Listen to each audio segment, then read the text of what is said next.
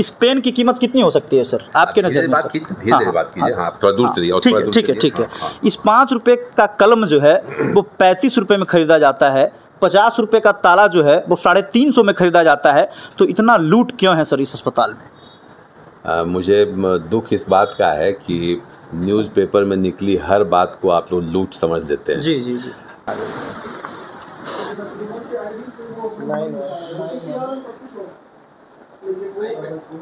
Sir 2-3 ठो sir सवाल था हमारा।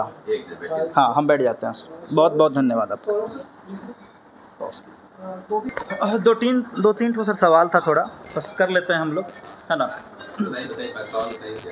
सवाल यही आपके व्यवस्था को लेके है, जो आपके यहाँ जो चल रहा है व्यवस्था उसी को लेकर है कि क्या लू को लेकर क्या व्यवस्था है।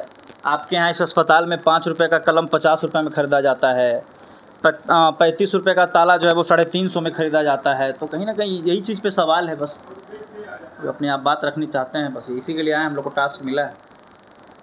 बिहार के स्वास्थ्य मंत्री तेजस्वी यादव जी, मगध मेडिकल कॉलेज गया का एक बड़ा कारनामा सामने आया है। इस अस्पताल में अगर बात की जाए तो भ्रष्टाचार का पहाड़ खड़ा है। इस मगध मेडिकल कॉलेज में 5 रुपये का पेन 35 रुपये में और 50 रुपये का ताला 350 में और 38,000 का एसी 75,000 में ख़रीदा जाता है। यानी यूँ कहे तो इस मगध मेडिकल कॉलेज में इतना काला चिट्ठा जो चल रहा है, इसका पोल जो है वो प्रभात खबर में छपा है और प्रभात खबर ने उस पोल को जो है वो खोल कर रख दिया है। स्क्रीन पर जो तस्वीर आपको दिख रहा है वो सारी लिस्ट है, जिसमें 2 गुने से लेकर 3 गुने तक के प्राइस में कोई भी सामान जो है ख़रीदा गया है। और कहीं ना कहीं यहाँ के कर्मचारी जो हैं भ्रष्टाचार की जड़ बुन रहे हैं। और इसका खुलासा करने के लिए हम मगध मेडिकल कॉलेज में पहुँचे हैं और निश्चित तौर पर यहाँ के अधीक्षक से सवाल किया जाएगा कि आखिर इतना बड़ा भ्रष्टाचार का जिम्मेवार कौन है। इतना बड़ा अस्पताल, ये जो अस्पताल है मगध मेडिकल कॉलेज है, ये 4 से 5 जिलों के साथ साथ दूसरे राज्यों को भी कवर करता है। और इस अस्पताल में 5 रुपये का पेन अगर 35 रुपये में ख़रीदा जाता है, 50 रुपये का ताला अगर 350 में ख़रीदा जाता है, तो सोचिए कितना बड़ा जो यहाँ भ्रष्टाचार का जड़ बना हुआ है। इस अस्पताल में लूट मची है और इस मामले को लेकर जिलाधिकारी ने साफ तौर पर जो है वो जांच कमेटी बनाई है और निश्चित तौर पर जो है मामले का खुलासा कर दिया जाएगा। मैं स्वास्थ्य मंत्री जी से आग्रह करना चाहता हूं कि आप लगातार स्वास्थ्य व्यवस्था पर ध्यान दे रहे हैं, तो आखिर ये भ्रष्टाचार जो हो रहा है इस पर ध्यान कौन देगा। निश्चित तौर पर इस पर जो है वो एक विशेष कमेटी बनाकर जांच किया जाए और जो भी भ्रष्टाचार में संलिप्त हैं उनको नौकरी से जो है वो बर्खास्त किया जाए।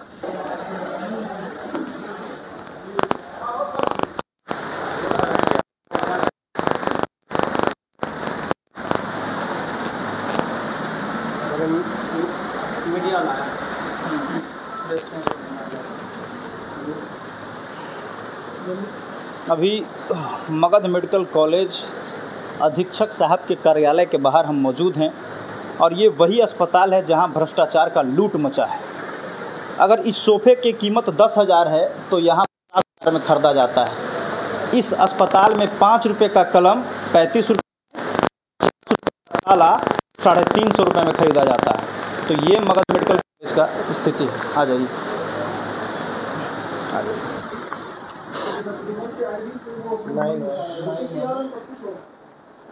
सबसे पहले सर अपना परिचय दे देंगे आप? मैं डॉक्टर श्री प्रकाश सिंह, अभी सुपरिटेंडेंट के पोस्ट पे हूँ। कब योगदान दिए हैं सर? तकरीबन 3 महीने पहले मैं आया हूँ यहाँ। अच्छा, आपके आते के साथ ही भ्रष्टाचार का एक नया खेल इस अस्पताल में शुरू हो गया। 5 रुपये का कलम, इस पेन की कीमत कितनी हो सकती है सर आपके नज़र में? धीरे बात कीजिए, हाँ थोड़ा दूर चलिए और थोड़ा दूर चलिए। ठीक है। इस 5 रुपये का कलम जो है वो 35 रुपये में ख़रीदा जाता है, 50 रुपये का ताला जो है वो 350 में ख़रीदा जाता है। तो इतना लूट क्यों है सर इस अस्पताल में? मुझे दुख इस बात का है कि न्यूज़पेपर में निकली हर बात को आप लोग लूट समझ लेते हैं। जी जी जी। अभी इस पर जांच चल रही है और हम सोचते हैं कि जांच में सारी बातें निकल के आ जाएंगी और जिस किसी ने भी यदि गलत किया है तो उसका भुगतान उसको करना पड़ेगा। अच्छा सर, ये जो प्राइस लिस्ट जो निकला है और जो अखबार में प्रभात खबर में ये मतलब हेडिंग में ये खबर छपी है, तो क्या वो प्राइस लिस्ट आपको मिला है? नहीं, मैं इस बात से बिल्कुल ही नावाकिफ़ हूँ।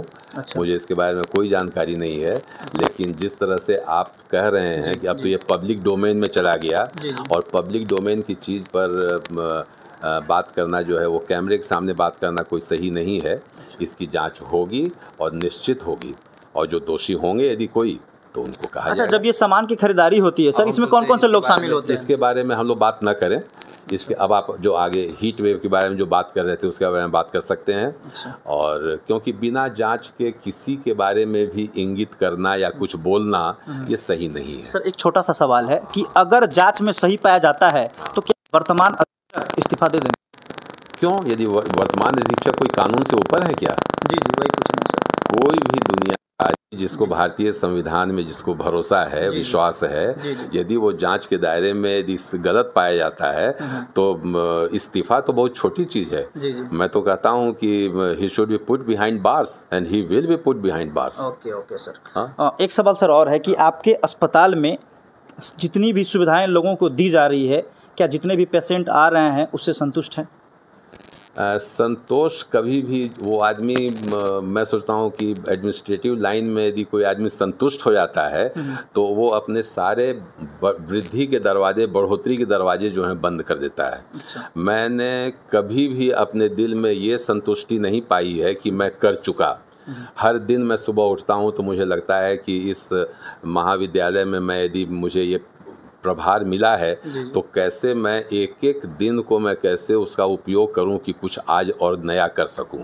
मेरी ज़िंदगी का हर दिन इसी तरह से बीतता है। सर, करप्शन को आप किस नज़र से देखते हैं? करप्शन हमारे सिस्टम का सबसे गंदा और घिनौना कीड़ा है। इससे जितनी बड़ी निजात जितनी जल्दी मिल जाए उतना अच्छा। अच्छा, यहाँ के बहुत सारे आसपास लोग हैं, यहाँ की अदर राज्य से भी यहाँ मेडिकल कॉलेज में पेशेंट आते हैं, लेकिन इसके बावजूद मगध मेडिकल कॉलेज ये दावा करता है कि हमारे यहाँ समुचित व्यवस्था है, सब कुछ व्यवस्था मिल रहा है, फिर भी लोग प्राइवेट में इतना भीड़ क्यों लगा रहे हैं प्राइवेट अस्पतालों में? जाहिर है कि कहीं ना कहीं हमसे कहीं कोई चूक हो रही है। इसमें कोई दो राय नहीं है कि चूक हो रही है हमसे। और यदि जनता का विश्वास हमारे पास 100% नहीं है तो हमें प्रयास करना चाहिए कि उस विश्वास को कैसे हम भरपाई करें। और अभी आपके आने के 10 मिनट पहले यहाँ पर हम लोग तकरीबन 30 से 35 चिकित्सकों की हमने मीटिंग बुलाई थी, और उस मीटिंग का एकमात्र उद्देश्य यही था कि कैसे हम इस व्यवस्था को और बेहतर से बेहतर कर सकते हैं। मैं आपको बताऊं कि माननीय उप मुख्यमंत्री जी जो हमारे मंत्री भी हैं, उनके इनिशिएटिव पर पिछले 30 दिनों से हम लोग मिशन परिवर्तन कर रहे हैं। मिशन परिवर्तन में हम लोगों को जो कहा गया कि मिनिमम संसाधनों का उपयोग करके हम कैसे अपनी छवि को, अपने परफॉर्मेंस को, अपनी चीज़ों को और बेहतर कर सकते हैं। मेरा मानना है कि तकरीबन 20% ही हम यदि अपने स्रोतों को यूज करें, लगाएं, तो उससे तकरीबन 80% तक का फ़ायदा हम उठा सकते हैं। और वही मैंने एग्जैक्टली पिछले 30-35 दिन से किया है। और मुझे ये बताने में बहुत खुशी हो रही है कि आप जिस मेडिकल कॉलेज को इतनी बुरे नज़र से देख रहे हैं, उसका एक बहुत ही चमकीला पक्ष भी है। और वो पक्ष ये है कि आज आपका यही मेडिकल कॉलेज पूरे बिहार में, आज जो हम लोग की मीटिंग हुई, आज हुई, कल हुई, माननीय उप मुख्यमंत्री महोदय के सामने हुई, वहाँ डिक्लेयर किया गया कि सबसे बढ़िया जो परफॉर्मेंस हुआ पिछले 30-35 दिन का, वो आपके कॉलेज का हुआ।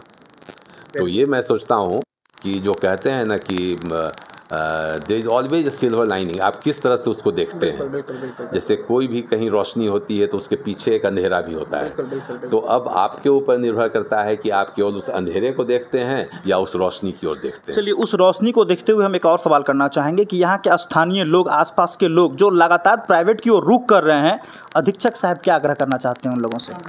मैं उनसे कोई आग्रह नहीं करना चाहूँगा, क्योंकि जिस दिन मेरी सेवा और लोगों से अच्छी होगी, वो आपसे आप मेरे पास आएंगे। ये कोई एडवर्टाइजिंग बिजनेस नहीं है। बिल्कुल। ये एडवर्टाइजिंग बिजनेस जिन लोगों ने बना रखा है, प्राइवेट में बल्कि बना रखा है, वो शायद कर रहे होंगे, लेकिन मेरा मानना है कि यदि मैंने कहीं सेवा का कोई केंद्र है मेरे पास और वहाँ लोग नहीं आ रहे हैं, तो खोट हम में है।